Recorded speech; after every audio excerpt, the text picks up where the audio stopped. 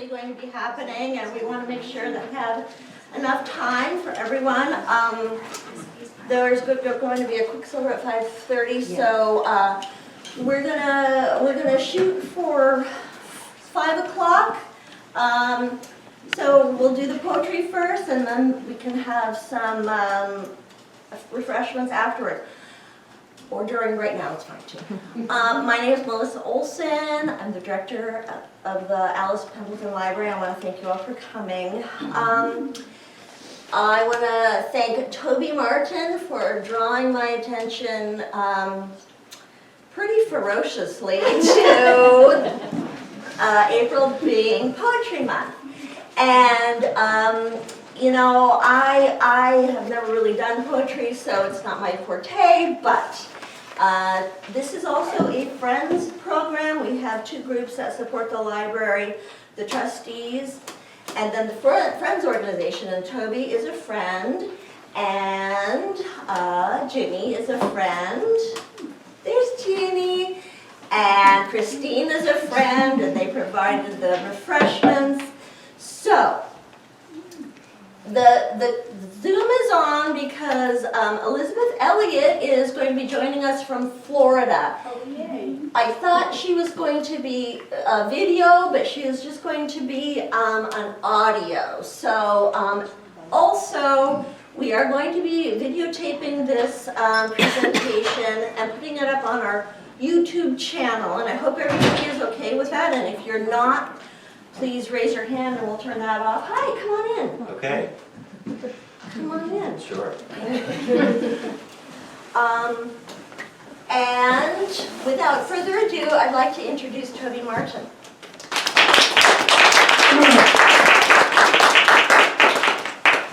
All I can say is this is fantastic that we got so many poets in one room. It may be amazing for you to know how many there are on Islesboro. I didn't know until I started looking into this and found they were all coming out of the woodwork. Not to mention, thanks to the situation that we have available to us at ICS, which is our esteemed school here, we have additional poets, so it makes up quite a number of people. So I would like to say that everybody in this room is a poet, willy-nilly. And I feel it's important to have that spiritual quality out there and give everybody a chance to express those things that can only happen in poetry in all of its many forms. So I'm going to say a few words, and then at the very end I'm going to introduce Jackie Hughes, who is the new teacher at ICS, and she has quite an amazing background. Maybe she'll give us a couple of snippets about that, but we talked briefly about how we were both English teachers, or have been English teachers, and poetry has been in our blood, and it's amazing to see how many of you and us have it in our blood because of our exposures in school, but also because of our life experiences. So I was out this afternoon looking in the shelves and was amazed to see how many people on Islesboro have created poetry and how many books there are out there that illustrate that. And I think it's worth a dig. And I did this at the very last minute because I was looking for the Island Reader, the back copies of the Island Reader that I'm associated with because I'm part of their editorial group that produces the publication every year. So I wanted to see back copies and show you a few in case you hadn't seen any or what it looks like. And I found out there are people in this room right now, like Gwendolyn. See Gwendolyn back there? Put your hand up, Gwendolyn. Hi. Who published this book, right? Yeah. I had no idea Oh, what? until I looked on the shelf and found it. And I said, oh my gosh. She beat me to it. And then there's Elizabeth Elliott, who is coming up very soon, who has about 6 or 7 of them on the shelf.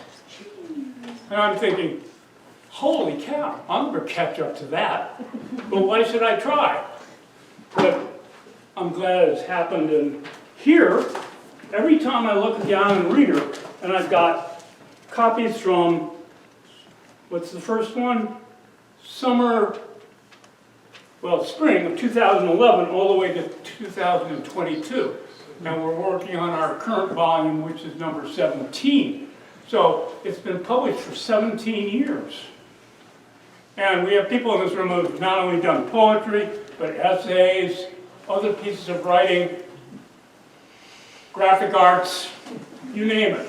So this is an anthology of Maine island artists and writers. And everybody in this room is encouraged to participate in this sometime during your time here on Islesboro. Get your poetry in there, get your writing of all kinds in it. I've done plays. We have a play coming out this year too that I didn't write. So it's great to see all those things happening. So that's a part of it. Okay, now I better do what I thought I was going to do. April is National Poetry Month. And the Academy of American Poets, and you can go to poets.org and find their daily publication, Poem a Day, which is quite an adventure because it's really, really interesting to see the variety of people in the United States who are creating poetry and posting their work. And that includes people who are the best, as well as new poets. So they're very adventurous in their approach. And this year, the National Poetry Academy had Mark Brown, who is the creator of Arthur the Aardvark, which everybody knows if you've ever watched PBS and you have kids or have been a kid at some point. And the poster was created by Mark for the National Academy. So it was great to be able to include that in our publicity. So today we're celebrating multi-age expression of ideas. If you look around the room, you'll notice that we're not all the same age, which is great. And we've got everybody from teens on to the octogenarians like me. And that we're here to celebrate the oral expression of the written word, which is centuries old. Go back to the ancient Greeks, and you'll know that that's true. The Odyssey, the Iliad, and so forth, those are all part of our heritage. And how we all see our world as individuals through language, the personal side, sharing our inner voices, and being able to create symbols of reflection that other people can see, which are an expression of us as our own individual selves. So that's pretty special. It's a chance to really be yourself in writing and put it out there and not be embarrassed about the fact that, well, maybe I'm not so great at speaking, but I can put it on a page and do it that way. So I give you an idea what the Island Reader looks like, and I wanted to give that a plug. And it's produced by the Maine Seacoast Mission, which works throughout the state on island and coastal communities, a lot like other organizations do, to promote activities on islands and coastal communities. And the key thing there is also that they encourage expression. It's not just about getting boats out across the islands and providing medical care, which they do, but also the expression of the ideas. And they do that artistically, and they do it in written form through the Island Reader. So as I look at my list here, I see at least 3 people in this room who have published in the Island Reader. And it's good to know that. And I didn't actually know that until I started talking to people and trying to discover exactly what their experiences were. Which has brought me to this point where I want to introduce Jackie Hughes, which is a great thing to do because she's going to really have something important to say about how the kids at school have been developing their poetic skills and how she's approaching it. So I'd like to introduce Jackie. Good afternoon, everybody.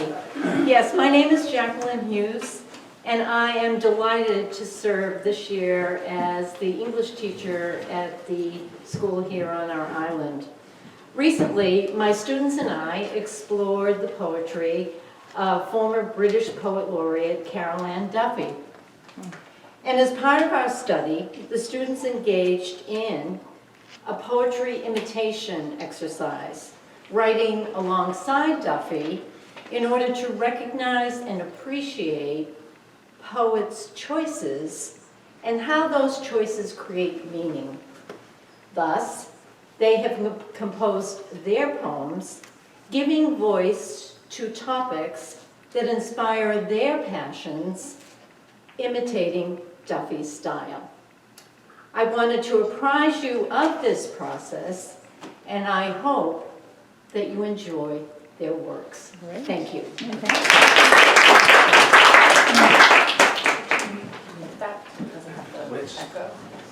So the plan today is to have everybody come up and present their poetry alphabetically. I thought that was a good mechanical way to do it, and maybe that's maybe overly organized, but we'll start with Ellen Berry, and Ellen is going to introduce herself, and the basic plan is talk about ourselves a little bit and our approach to poetry and why we do it and what inspires us and that kind of thing, and then perform and hear all the raucous applause that results.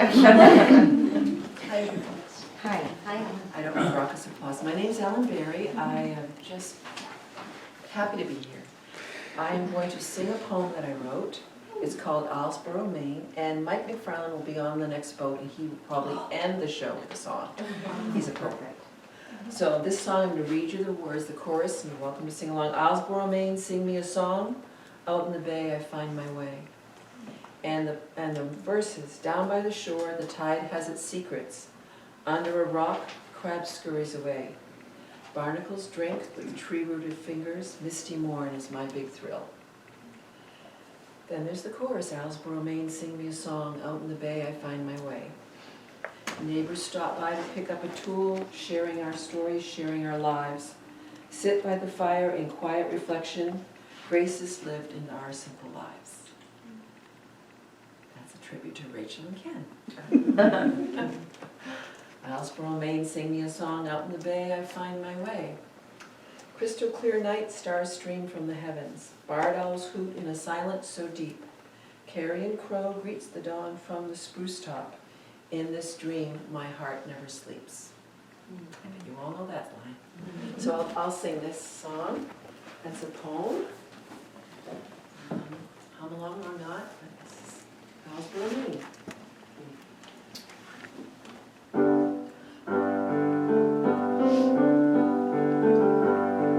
Islesboro, Maine, sing me a song. Out in the bay, I find my way. Down by the shore, the tide has its secrets.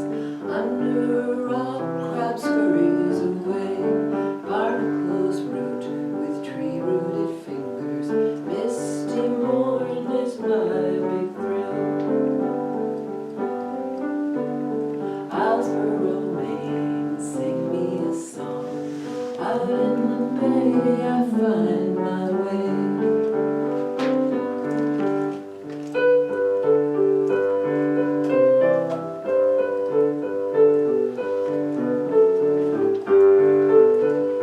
Neighbors stop by to pick up a tool, sharing our stories, sharing our lives. Sit by the fire in quiet reflection. Grace is lived in our simple lives.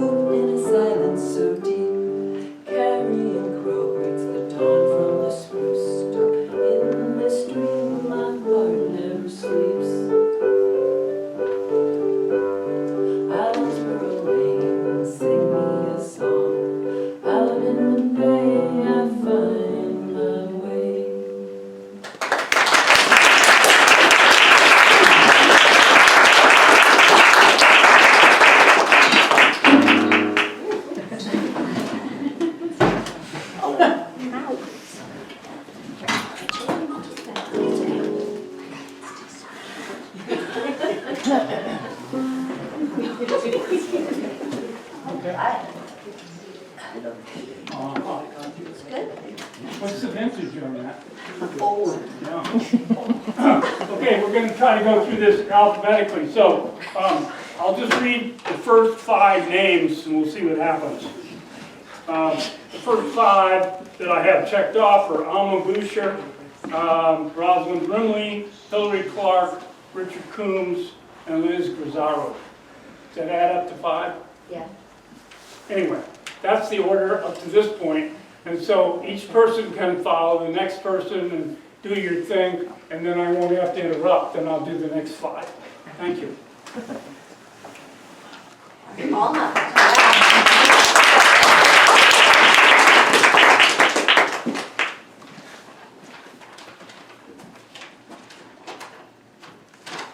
Alright.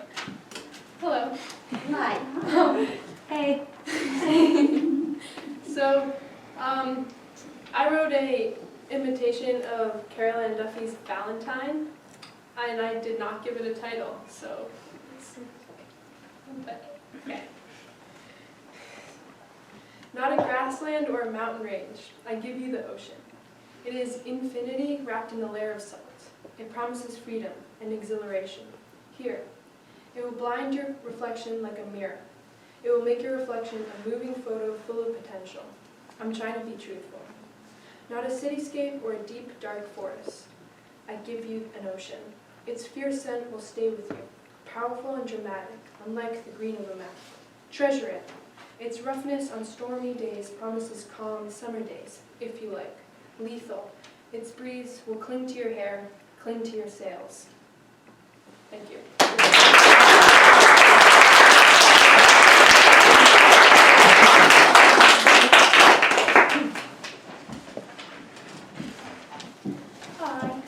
Hi, my name's Rosie, and I did an imitation of Carol Ann Duffy's Anne Hathaway. It's called My Dance of Love.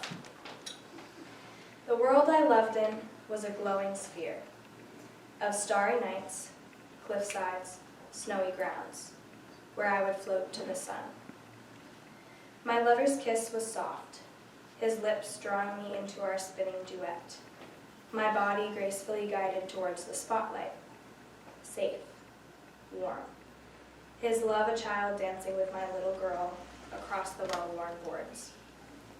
Some nights, I dreamed we conquered the world, the earth a platform to be filled with our choreography.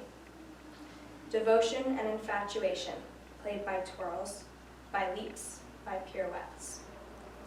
On another stage, unlit, others crawled along, belatedly twisting their stiff waltz. My bright, beautiful beloved, I hold him in the theater of my loving arms as together holds us our bedazzling charms.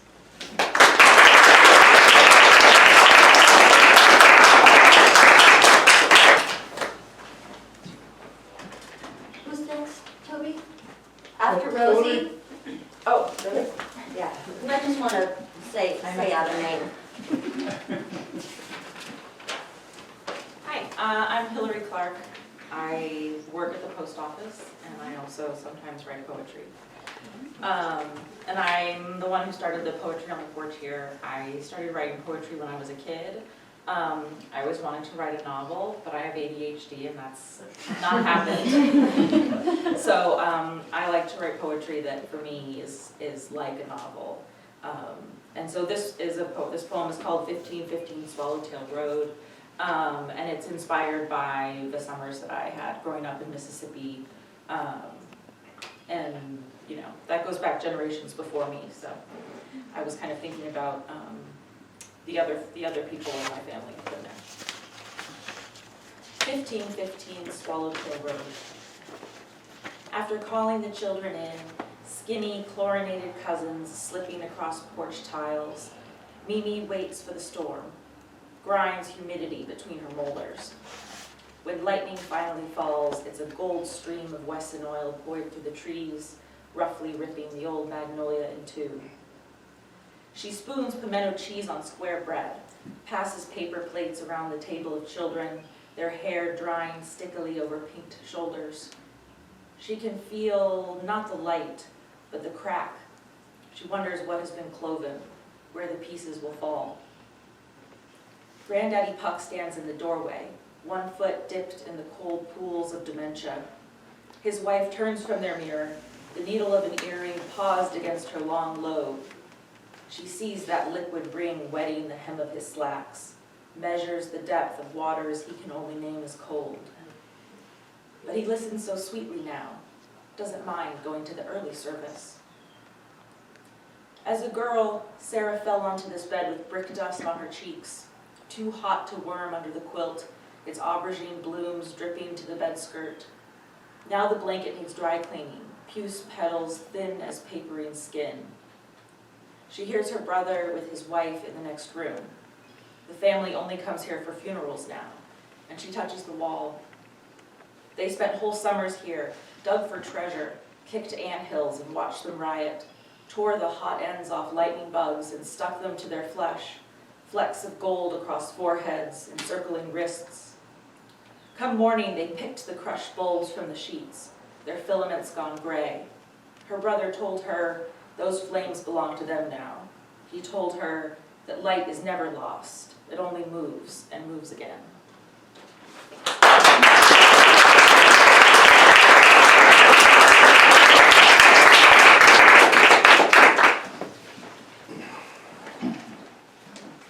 Hi there. My name is Richard Coombs. I've lived on this island my entire life. I'm the assistant librarian here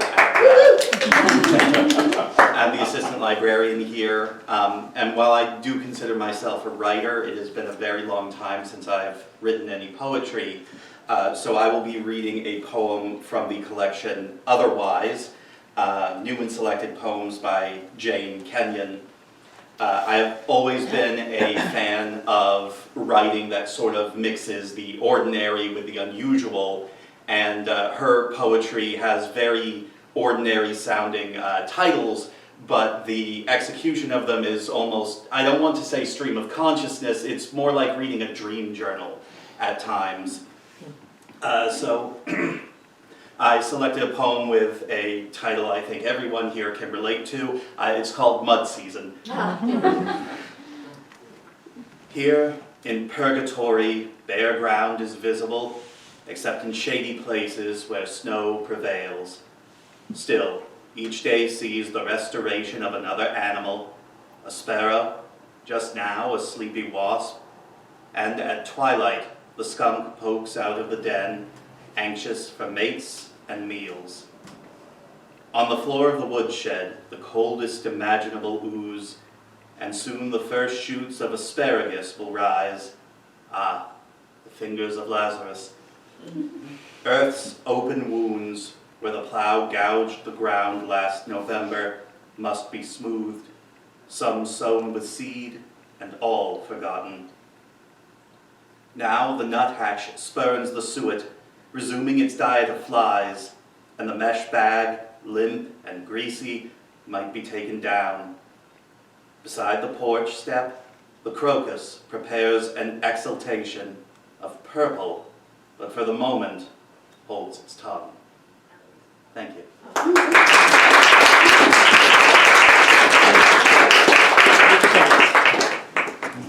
Hi, my name is Liz Grizaru, and some people in this room will know me because of my brother Dave. And other people might know me because my grandfather was Stanley Warren, who was the last resident town doctor on this island. And I wrote poetry as a kid. Well, I wrote as a kid, and then I got busy doing life. And started writing poetry again 6 months or so before COVID hit. No connection there. My writing poetry had nothing to do. And sort of haven't stopped. And am I allowed to do two? Yes. Don't ask, just do it. So I've kind of had this interesting journey, and some of the early stuff I wrote when I kind of came back to poetry happened here. I kind of quarantined myself up here for a while, and anyway, so this first poem is an early poem, and it's called The Transfer Station. You guys are making me really nervous. No, it's gonna be fine. The transfer station. Past the gate, it smells of rot. sharp like my mother's kitchen knives, and pricks the nose like hot soup until the scent of pine tree sap blows across the top of the blue roll-offs and dissipates the whiff of yeasty stuff. The roll-offs are like elephants. Brackish tears weep down their flanks and settle and seep in the pavement cracks. Lobstermen and Down Island Dame pull up at the published feeding times, leave their trash and toss their greetings to the keeper, dim shade inside his shack, behind bins that reek of boozy wrecks. It stinks, it rots, it reminds us. We drop our detritus to be transferred from this holding pen to some distant plane, to finish its decomposition there, far from us, seasoning someone else's air.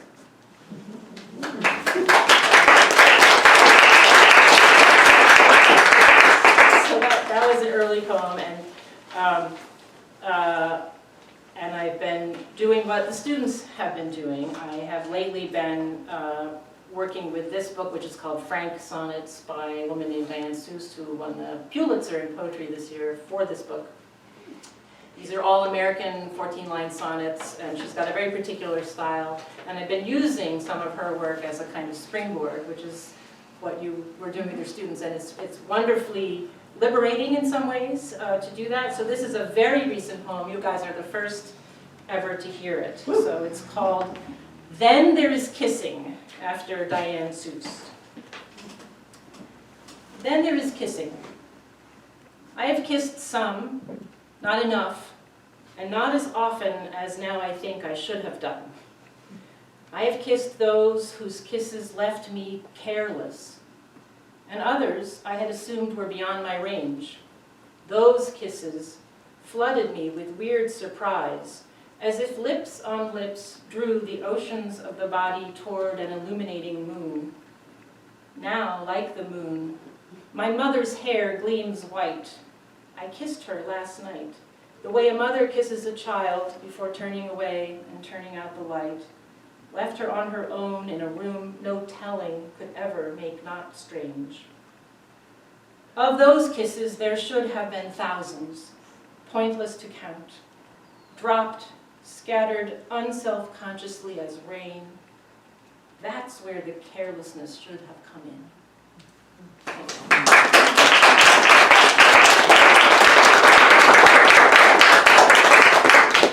All right, I think we're going to get Elizabeth Elliott up here. Elizabeth, can you hear me? Yes, I can, Melissa. Okay, great. I might have to turn you up a little bit here. Hang on 1 second. Okay, all right. I like to introduce Elizabeth Elliott.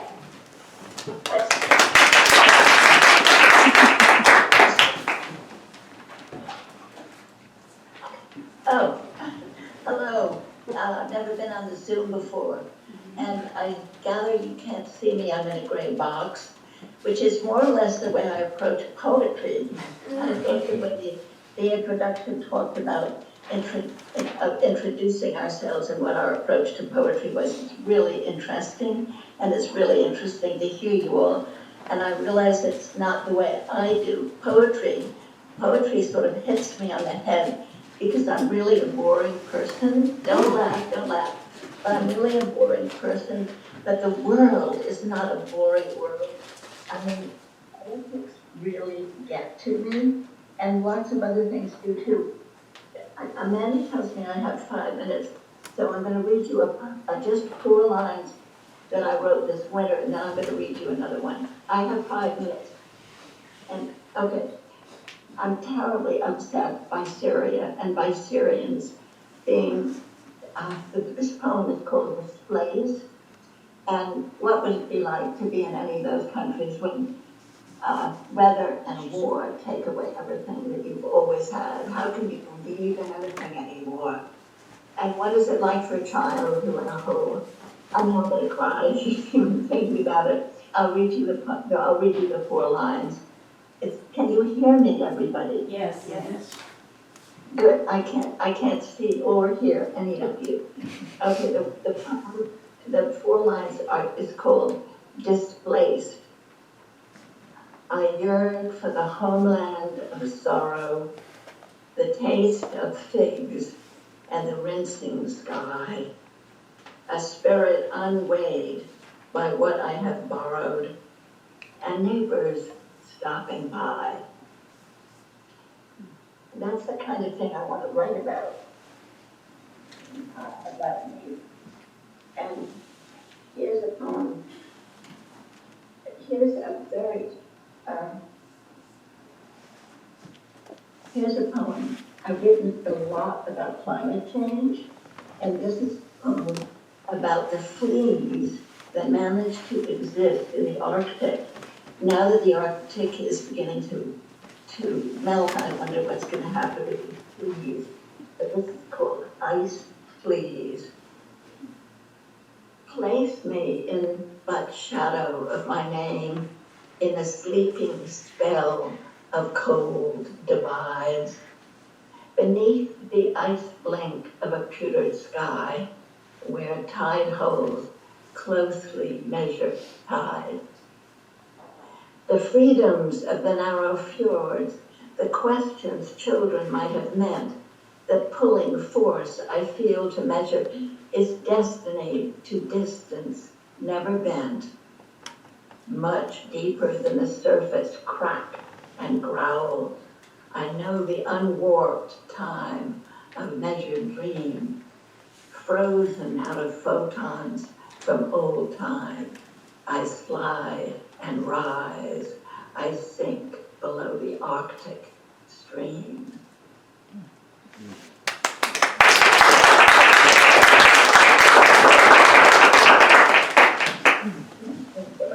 So far. Now, what am I taking, 2 minutes? I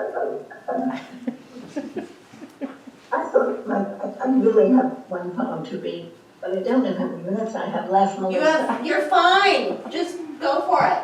Just keep going. I thought I might do a poem that I wrote a long time ago. I think I wrote it about 7 years ago, actually, maybe longer than that.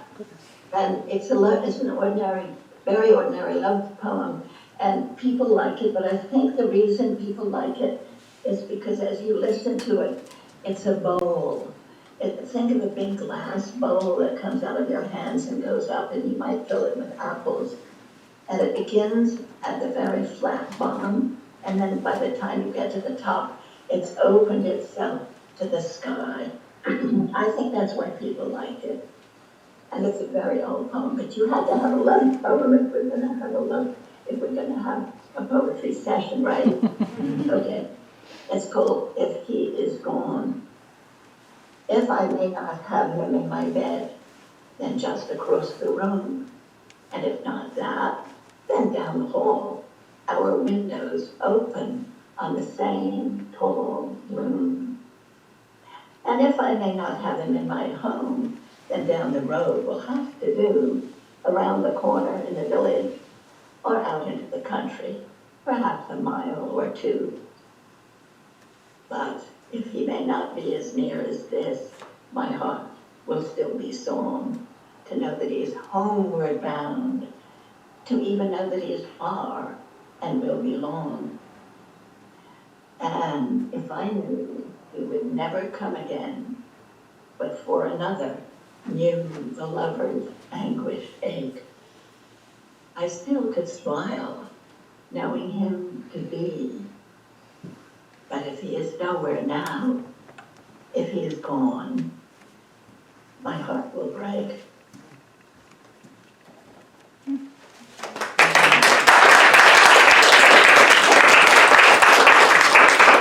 Thank you, Elizabeth. Oh, no more? No, if you have more. Oh, I do. I have the one I most want to read. I'm sorry. No, that's okay. I'm sorry. Keep going. Sorry, yeah. Okay. This is longer, but it's very passionate. It's cool. First creation. I think it applies to all of you who are writing poetry. When you're being creative. If there were no leaf, and you drew a leaf and left it there, you would go away, but find the leaf pursued you to be born, a tide of rising leaves, multiplying forms, blowing, whirling, flicking every air before your eye, falling at your fleeing feet, because there had been no leaf. And when one leaf was woken from the sea, there then began in wild confusion to be the possibility of all leaves, each leaf, and every leaf a new alternative of leaf, an undiscovered land to be explored and written to be left there, waiting. The first leaf, the first bug, the first stone. What Pandora's box is this? The first weather, the first taste, and the first inkling of connection of bug and leaf and stone with sound. The first inkling, not of what there is, but the ecstasy of what still is not. To have made explicit only turns a key into the world, whole house of world, and in someone's secret, just implicit. And still the visions multiplied. You, who casually drew the first leaf, are ringed with contagion of creation, of passion to fill the void, of things undone, to make the things unmade, to see the things unseen, to taste, to hear, to smell, to feel, and then, as though it yet were not enough, to find a whole new realm, unpremeditated, uninvented, unconceived, and never have you felt such lack as now. When you find you love it, that you ache to throw it off by millions, to see it grow, to multiply 1,000 times by others' hands. The first leaf, the first stone, the first water, the first bone, and further ages still the need for a vessel of comprehension. Thank you all so much.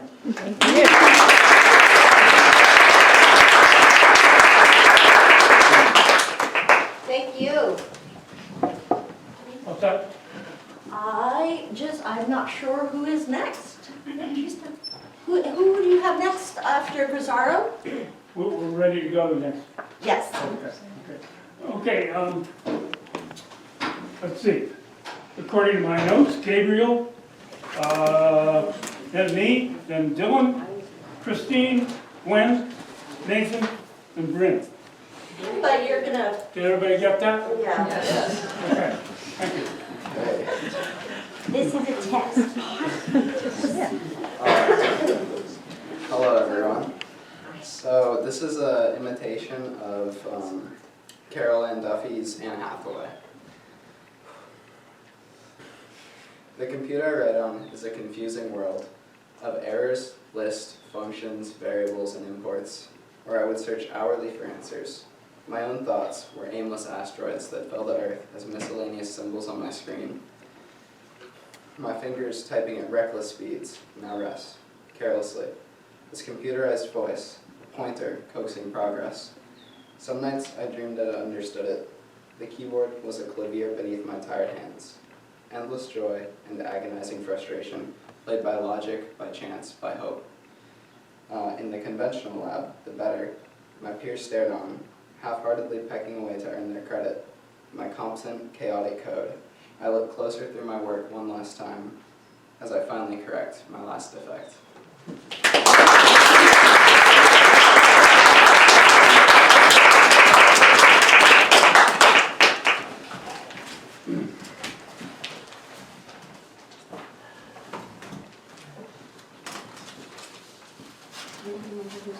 You know who you What are. do you have next, Toby? Isn't it Toby? Oh, is it you? It's me. Oh, okay. Me.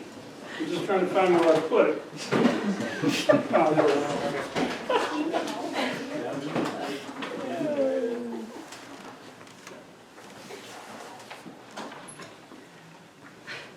Are you ready? Yes, yes. Oh, okay. poems. These were both written during this past year up until now. One was written a couple of months ago in February, and I can't remember exactly when I wrote the other one, but I'll start with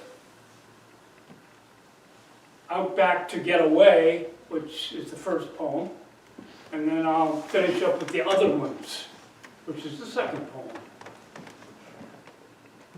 And Out Back to Get Away is an experiential poem, like the majority of my poems are. I think if I were to have a conversation with every poet over the time that I've ever talked to a poet, or knew that I was talking to a poet, they would say, this is about my life in some way, whatever that means. So, here on Islesboro, where I live right basically on the main thoroughfare. Those of you who don't do that probably know a different sense of privacy than I have. So this is a reflection on that, the fact that privacy is so important and space is so important, but do we really talk about it much? Or do we just live our lives and take it as it comes and not think about it much? So this is my personal reflection on that question. And the title is Out Back to Get Away. Out back, behind the house, across high grasses and emerging young trees wilding, one bends down below branches that demand it. If you want that passage to see where the high cones hide among the branches for squirrels and for birds. All year I know it waits for me too, and always has, out back, beyond the grass, beyond the saplings, beyond the house, with patient expectation, and for all of us who know its place, out back to get away.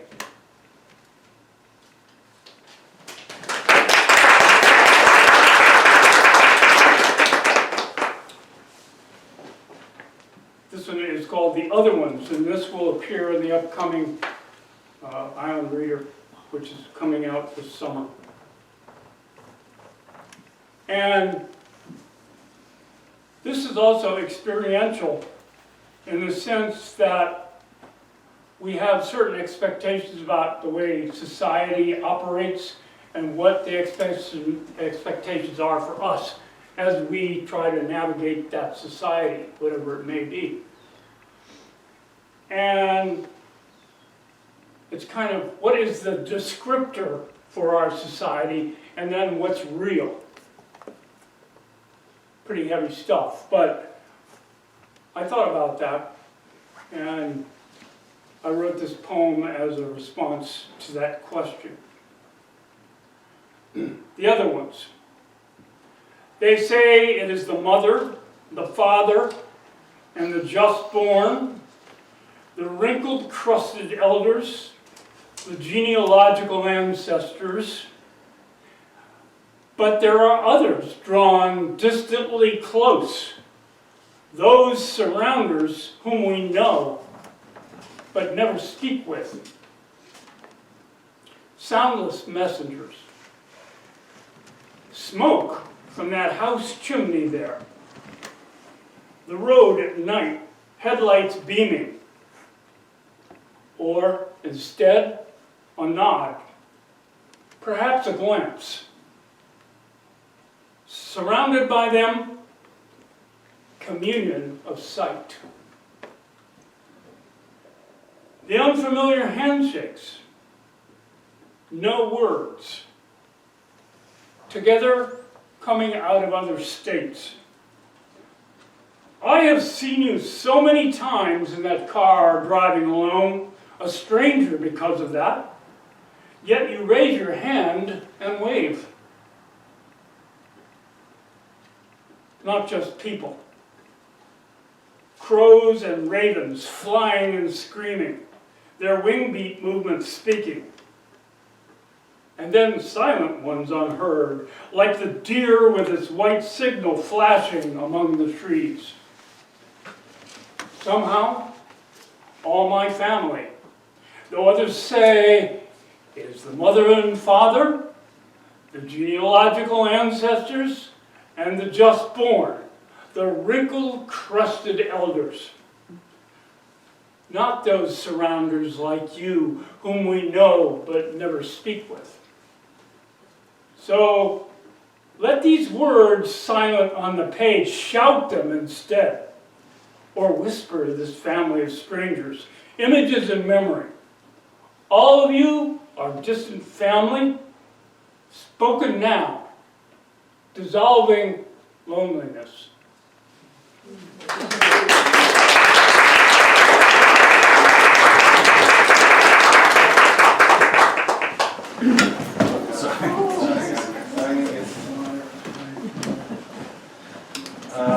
My name's Dylan Purington. I live on Islesboro here. I sort of have a lyric heart, and once in a while I write the lyrics down. Mostly I don't, though.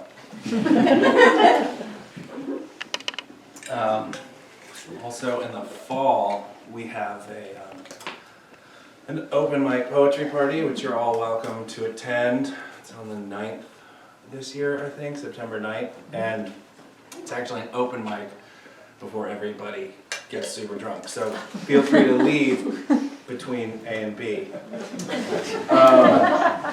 But you know, it's fun, it's a good time. So I was gonna thank you, Toby, for pestering us all out. Thank you, and all of you for your attendance.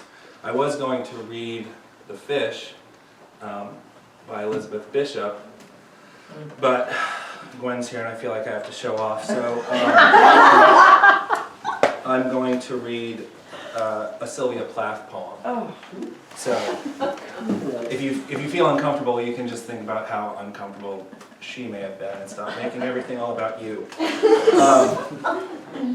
And I don't know what this means, which is also why I'm reading it, because you know, it's sort of famous for, or at least it was, for nobody knowing what it was about. Daddy, you do not do any more, black shoe, in which I have lived like a foot for 30 years, poor and white, barely daring to breathe or a chew. Daddy, I have had to kill you. You died before I had time. Marble heavy, a bag full of God, ghastly statue with one gray toe, big as a Frisco seal, and a head in the freakish Atlantic, where it pours bean green over blue, in the waters off beautiful Nauset. I used to pray to recover you, ach du. In the German tongue, in the Polish town, scraped flat by the roller, of wars, wars, wars. But the name of the town is common, my Polak friend.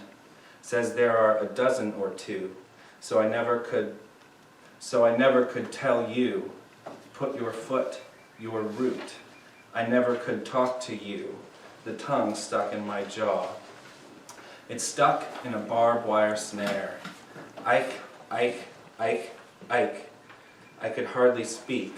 I thought every German was you, and the language obscene. An engine, chuffing me off like a Jew to Dessau, Auschwitz, Belsen. I began to talk like a Jew. I think I may well be a Jew. The snows of the Tyrol, the clear beer of Vienna are not very pure or true. with my gypsy ancestress and my weird luck, and my Tarok pack, I may be a bit of a Jew. I have always been scared of you, with your Luftwaffe, your gobbledygoo, and your neat mustache, and your Aryan eye, bright blue. Panzerman, oh you, not God, but a swastika, so black no sky could squeak through. Every woman adores a fascist, the boot in the face, the brute heart of a brute like you. You stand at the blackboard, Daddy, in the picture I have of you, a cleft in your chin instead of your foot, but no less a devil for that. No, not any less. But no less a devil for that. No, not any less the black man who bit my pretty red heart in two.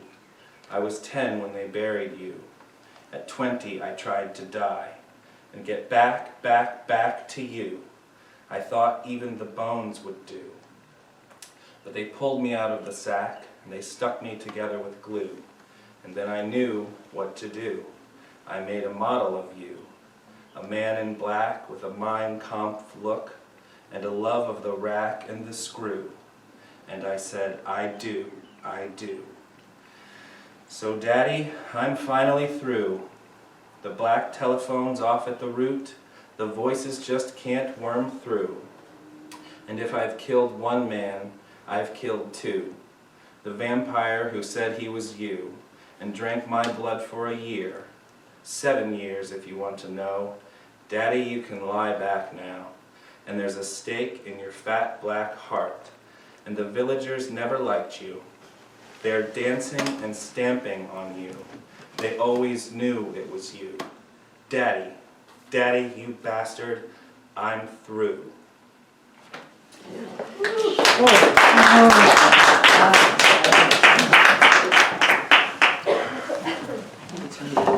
Unless there's somebody else interested.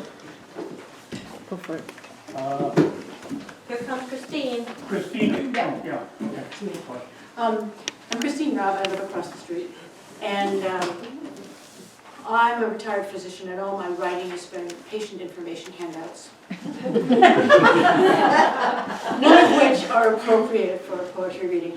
So I'm going to read other people's poetry, and I've always loved poetry. So the first one I'm going to read is by Edna St. Vincent Millay, who was from Canada. It's called Dirge Without Music. I am not resigned to the shutting away of loving hearts in the hard ground. So it is, and so it will be, for it has been time out of mind. Into the darkness they go, the wise and the lovely. Crowned with lilies and with laurel they go, but I am not resigned. Lovers and thinkers, into the earth with you. Be one with the dull, the indiscriminate dust.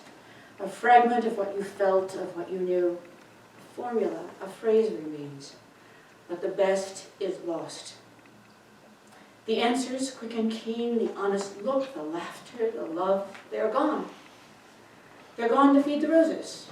Elegant and curled as the blossom, fragrant as the blossom, I know, but I do not approve. More precious was the light in your eyes than all the roses in the world. Down, down into the darkness of the grave, gently they go, the beautiful, the tender, the kind. Quietly they go, the intelligent, the witty, the brave.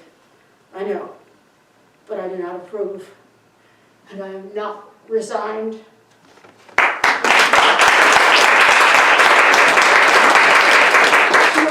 Shortly after the First World War, so, but it applies now with all the deaths of drug abuse and substance overdose. Also, because this is a poetry reading, I'm going to read something called Ars Poetica by Archibald MacLeish. A poem should be palpable and mute as a globed fruit, dumb as an old medallion's to the thumb, silent as the sleeve-worn stone of casement ledges where the moss has grown. A poem should be wordless as the flight of birds. A poem should be motionless in time as the moon climbs, leaving as the moon releases twig by twig the night-entangled trees, leaving as the moon behind the winter leaves memory by memory the mind. A poem should be motionless in time as the moon climbs. A poem should be equal to not true. For all the history of grief, an empty doorway and a maple leaf. For love, the leaning grasses and two lights above the sea. A poem should not mean, but be.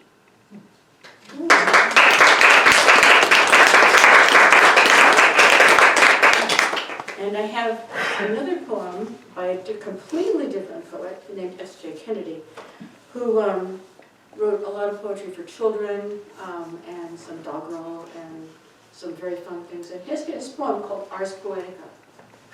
Same title, but a very different poem. Ready? The goose that laid the golden egg died, looking up its crotch to find out how its sphincter worked. Would you lay well? Don't watch. That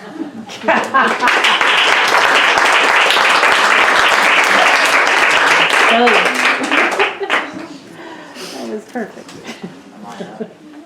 Go for it. Okay. That's a hard one to follow. Hello. My name is Nathan, and this is an imitation of Carol Ann Duffy's Anne Hathaway, and it's called Music. The melody sparks its own reality of excitement, passion, surreal worlds, where I reside momentarily. Dreams which once a wish provide me with liberation, my thoughts now waltzing in step with music. Proliferate, harmonize, my symphony, a hand of creation. Some nights I dream subconsciously, my wildest fantasies build to a quiet crescendo. Aspirations played out by notes, by beats, by measures. Outside my mind, the world conformed by fact. My own organic opus, the unbound realm for which I long, built by dreams, carried by song.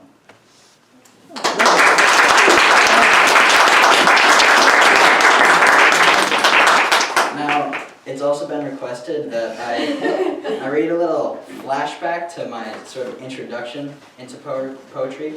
I think I wrote this in 7th grade, and it did end up getting published, actually. I don't know how. I forget what it was in. Do you remember the program? Well, okay. It was a spin-off of Humpty Dumpty. So, Humpty Dumpty sat on a wall. Humpty saw some kids playing ball. One of the kids hit the ball Humpty's way. Humpty caught the ball and continued to say, "You darn kids ain't getting your ball back." He tried to stand up, but he slipped, the old grump, and he fell off the wall and broke his head on a stump. Humpty lay still as his yoke started to run. He took in a breath. He stared up at the sun. As Humpty's life slowly drifted away, off in the distance he heard someone say, "Help, oh my God, he's on the ground." Then all the king's horses and all the king's men came to put Humpty together again. Once he was together, no more cracks in his head. All he could think of was going to bed. He laid down in bed and began to count sheep, and not long after, he drifted to sleep.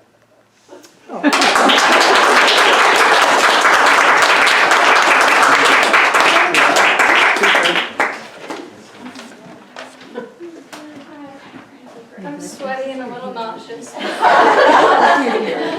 That was a great poem.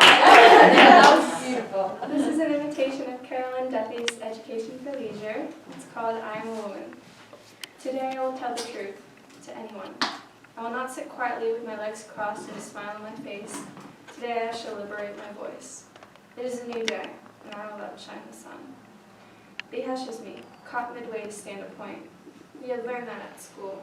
George Orwell. It was that until they become conscious, they will never rebel.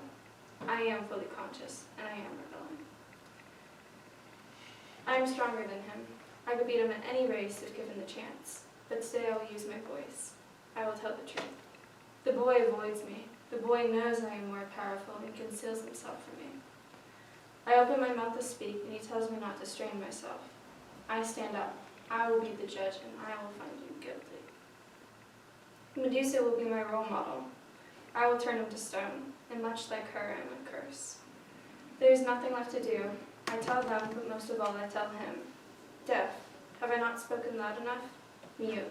He hits pause on this sad song. Stronger, smarter, yet overlooked. I'm a woman.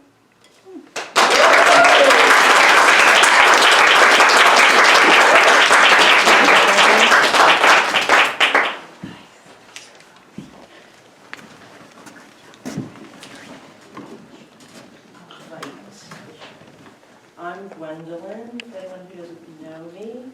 I live here and I'm from here. Toby pointed out I have, this is the oldest little chapbook, Sea Poems, which I think I'll read one from there. I have one from 2016 called The Dark Ones. This is very difficult for me to read poems out of because they're so deeply personal. So if someone's up for it, maybe they'd be willing to read one. I might be able to pull it off, I don't know. So I think from Sea Poems, I'll read, let's see, maybe number 4. So these are both at the library. If anyone is curious, you can check them out. And I find sometimes at poetry readings, I don't know if anyone else is like this, I black out at a certain point. Yeah. Because it's just like sensory overload, right? It's like, so I don't expect anyone to remember these poems. That's why I'm like, they're here, you can come check them out in your own time.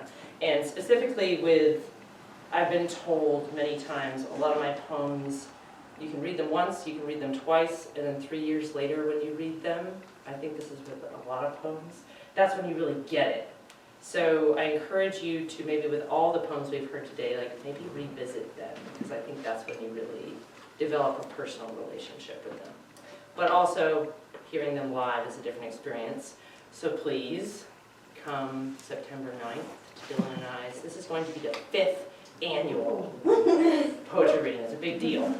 And we're going to try to start earlier than dark, which would be cool, because sometimes, I know, but it's nice to have it.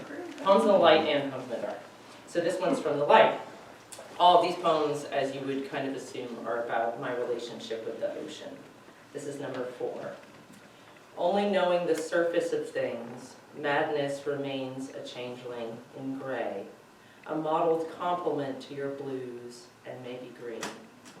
Now I wish myself cat lives so as to drown again and again, a multitude of deaths in dark places, in each a final light in my mind, a growing grace in my heart.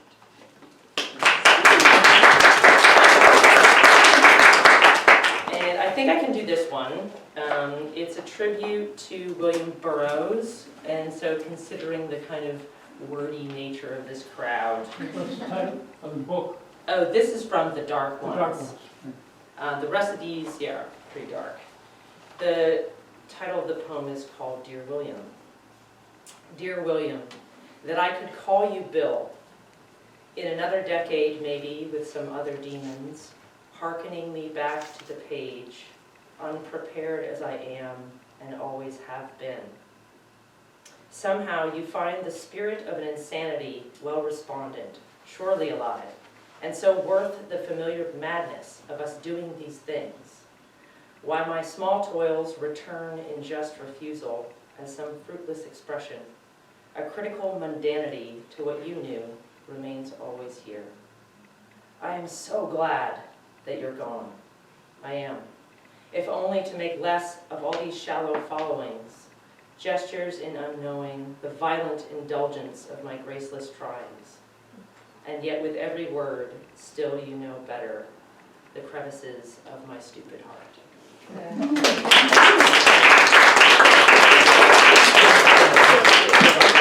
Thank you all. Is that everyone? We could do an open mic now. I mean, anybody else want to come? We've got some. There's more. Would anybody like to share anything Yeah, that's right. in general? Yes, would anybody else like to come up and Yes.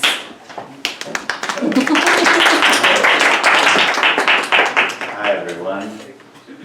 I just moved here 2 weeks ago from Southern California. Alex. Pretty cool. McBroom. I can't spell that. MC Broom. Broom? Oh, okay. That'll Here, work. this is, no, it's a MC. Oh my God. This is exciting. There you go. Thanks.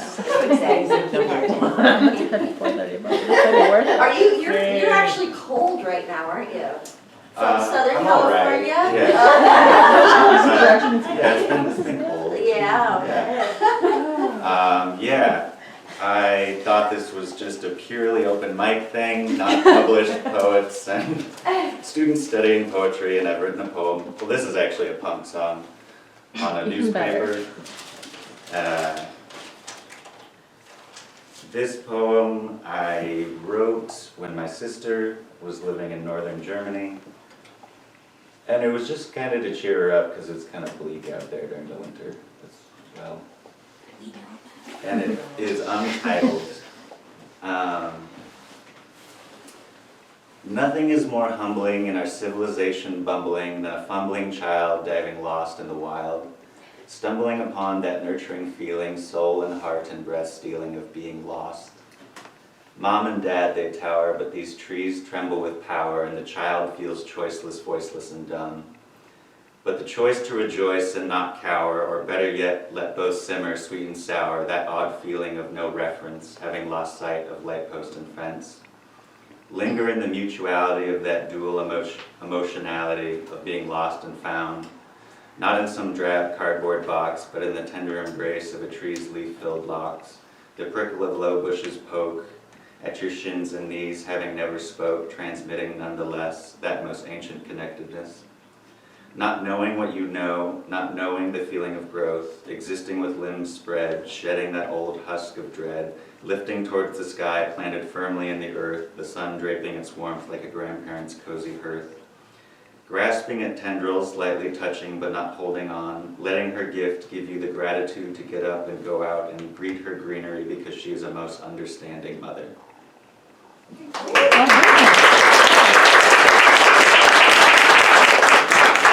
And this song's about dead skunks. I don't know if you have skunks here. Yes. Oh, yes. Yeah? On this.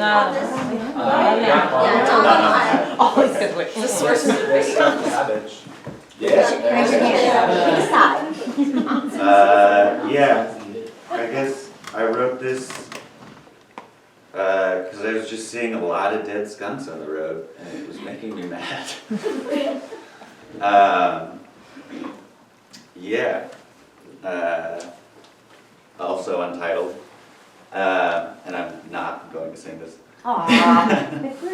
I've been seeing so many dead skunks on the road, run over, pulverized, and as quick as the toad. A furry jogger playing Frogger with no life left to cross. We pay taxes for streets, but really who bears the costs? What's black and white and red all over? Another mound of flesh hunched over on the shoulder. What's black and white and red all over? Keep reading the news and I keep getting older. Who cares for a skunk with its acrid funk? I want to see one alive, yeah, who would have thunk? And Pepe Le Pew may cause some warriors to stew, because the retrospective perspectives correctives on you. What's black and white and red all over? Another mound of flesh hunched over on the shoulder. What's black and white and red all over? Keep reading the news and I keep getting older. And the Twitterati's now the Illuminati, pods and mobs steal your focus, modus operandi. But when the conservation conversation doesn't trend, I guess we'll have something to tweet at the Holocene end. At the Holocene's end. At the Holocene's end. At the Holocene's end. We're on a road to nowhere and the bend's just ahead. What's black and white and red all over? Another mound of flesh over the shoulder. What's black and white and red all over? Keep reading the news and I keep getting older. So please let me see just once again before I die that striped stinky rodent scurrying in my eye. Because the polar bears and the apes and the whales are on their way, but look around and find these animals in your backyard have no place left to stay.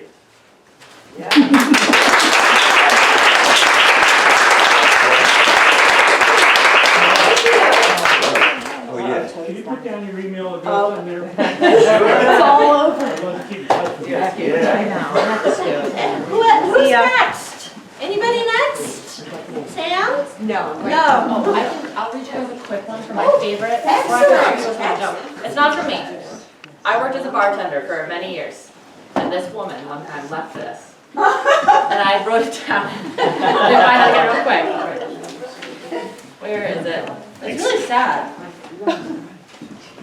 Oh, I have a whole note of things that drunk people have left on my bar. They're really good. You'd be amazed. Oh, yes. Okay, here it is. I don't know who she is. She left it. Anonymous. So, I don't know this woman. My name's Haley. I'm their science. I'm Miss Curry, the teacher down the road. But I will leave you this. Before I was a teacher and only could afford college from bartending. It said I missed nights with her, drinking red wine and talking about all the realness of the world, not letting anything back, looking at her deeply and feeling known. Feeling understood, I adored her with all I had. She was the brightness I needed in a time of deep dark. She pulled me up and healed me. And I don't know if I'll ever I don't know if I will ever be able to properly thank her. So that was left on a bar napkin. Wow. There's been some really good ones. There's really bad ones and there are really good ones. That was a good one. Where was this? At the Chatham Square on Cape Cod. Okay, hi. Excellent. Thank you. Thank you. Very late. So please, thank you all for coming. We have lots of cookies and refreshments, and we'd love to have everybody stay and chat and share and yes, and again, thank you so much for coming. Thank you for putting it together. Thank you.